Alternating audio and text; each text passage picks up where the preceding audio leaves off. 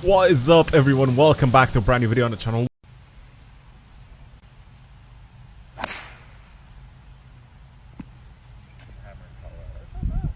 Welcome to a video that I've never actually made, which is very weird because I have a Bugatti Veyron as a drift car, but I never actually ended up building a Divo. Now the Divo, of course, is like a Chiron but on steroids. It's more extreme, more track focused. It's supposed to handle really well, and I've never actually built one of these for drifting. And you guys know I love my weird, quirky, random drift cars that I ended up building on this channel in the past, and I thought I could go ahead and, you know, come back in this video and try to do something again, something like the old school videos where I just have, you know, a random car from the game and I end up building it just to see what it's like. So that's pretty much what's happening in today's video.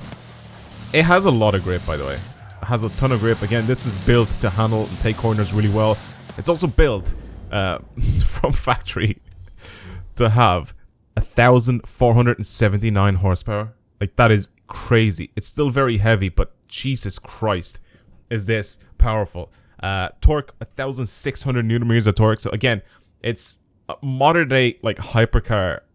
Like, I don't know. It's just, it's insane how good this car actually is in real life, you know, especially with the price tag that's been slapped onto this thing.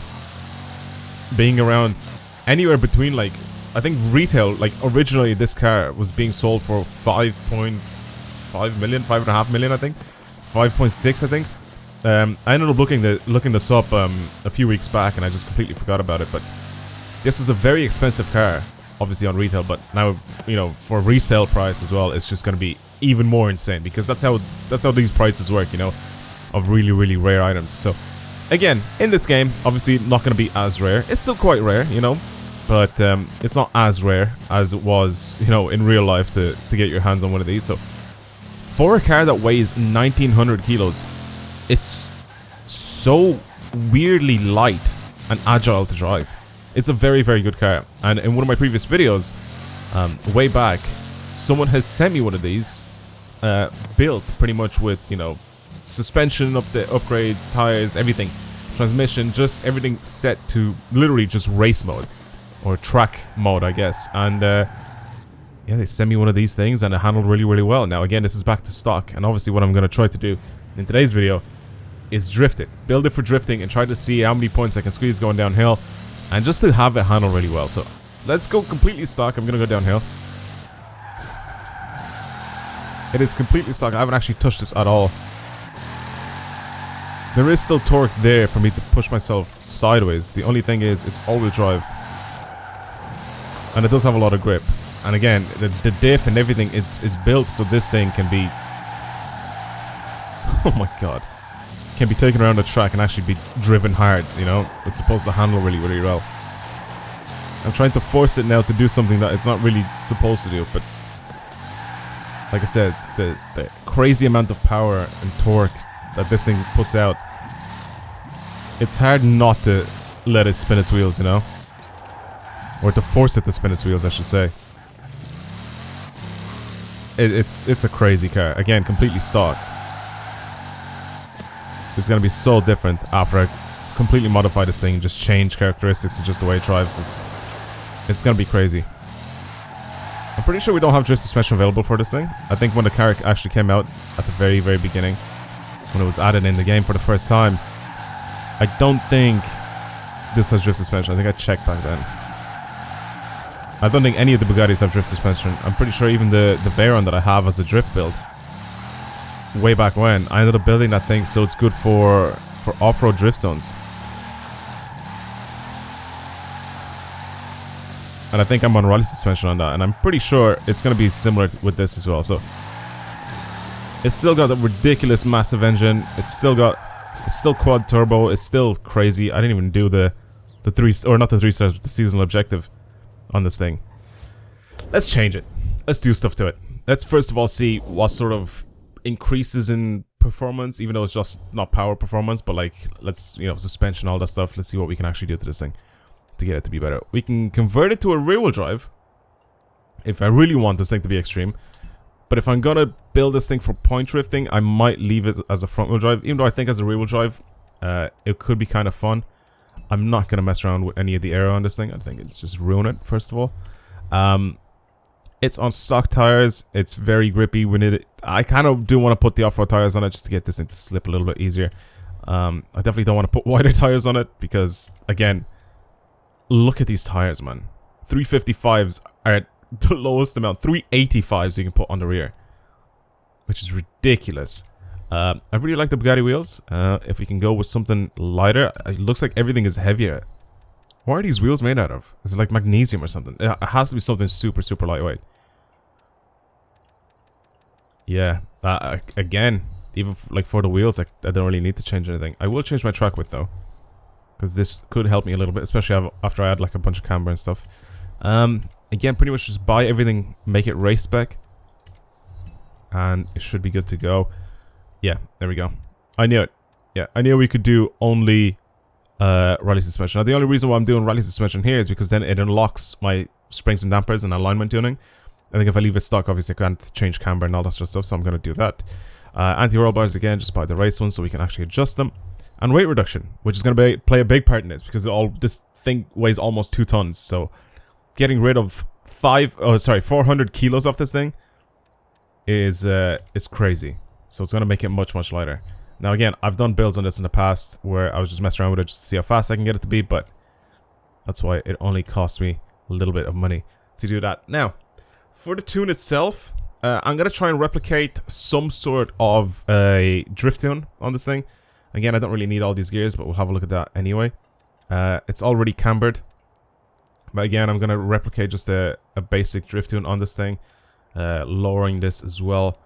And the diff. Again, most of the power going to the rear wheels, which is good. That's what we really want. And, yeah, looking at diff. So, I'll be right back. I'll mess around with the tune a little bit. And I guess I'll show you guys the final product once I kind of got this thing down a little bit more. Yeah, I'll show you guys the run as well. Alright everyone, I made it up the hill. I kept, changing my tune over and over again, just trying to see if I can improve it more, and I did. And I think I'm going to leave it here, and I think I'll show you guys my share code as well at the end of the video, just so you guys can download it and try it out yourself. Right, let's give it a shot and show you guys what this thing is actually made of. It is a completely different beast, by the way, from when I first drove this thing. Again, I made it so it handles really, really well, and it's easy to drive. It's super, super easy to just throw sideways and just hold angle with it. It's lovely. Even without drift suspension usually just gives you an extra little bit of steering angle, but even without that, this tune that I built is quite decent. And it's very, very usable. I wish I had drag tires though, that's the only thing, because I feel like with drag tires I could send this thing in such longer slides. I still feel like it has a decent amount of grip, but it's definitely a little lighter than what it was before, like sort of on its wheels. I don't know how to explain it, but it just feels more nimble. And I think with some sim steering, this could actually be a really, really good car, like for 4-point drifting. But again, the lack of drag tires and that just sort of, keeps this car back a little bit. And of course drift suspension. Even though drift suspension is not mandatory on cars to be good for drifting.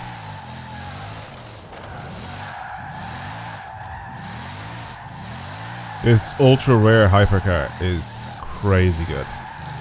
It's just not a car that you'd expect to see do this well when it comes to drifting, Because this is absolutely the wrong thing that this is built for, initially. That's my first spin out. I gave it a little bit too much power there in third. There's 422. I'm gonna go again because I can get more points. I can 100% get more points. Okay, I wasn't 100% happy with the tune. I still think, or I still thought that I could do a little bit more with it, so I changed it slightly again. That's why it's much darker now, because I kept practicing with it a little bit more just to try and improve it. So here it is. Here it is now.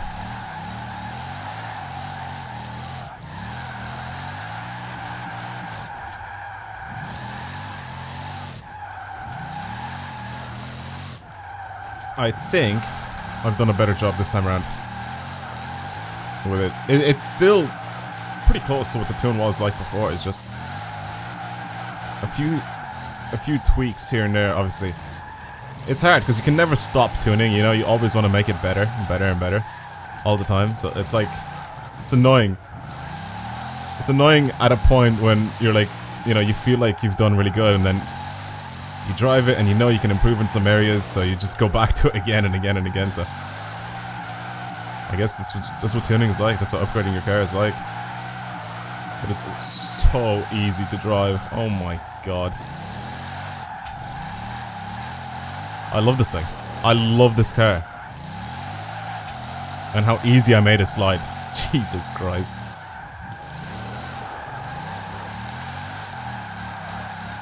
It is ridiculously easy to slide.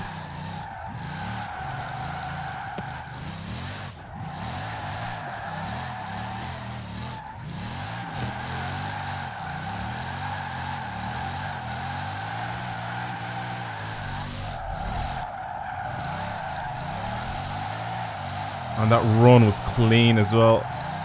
I say that as I'm spinning out. Yeah, I pushed it right to the limit there at the very, very end.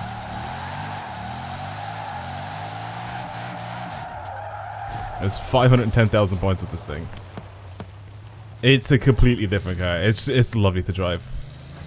Well, I guess that's it. Thank you guys very much for watching. Hopefully you enjoyed today's video. If you want to see more videos like this on the channel, then please subscribe. I really do hope to see you guys in the future. And like I said, if you enjoy this sort of stuff, this sort of content, I'm obviously going to bring it out on Forza Horizon 5 as well. So, yeah, just if you like the stuff what you see, please subscribe. And here is the share code for the build as well. Well, that's it. Again, thank you very much for watching, and I'll see you guys in future videos. Goodbye.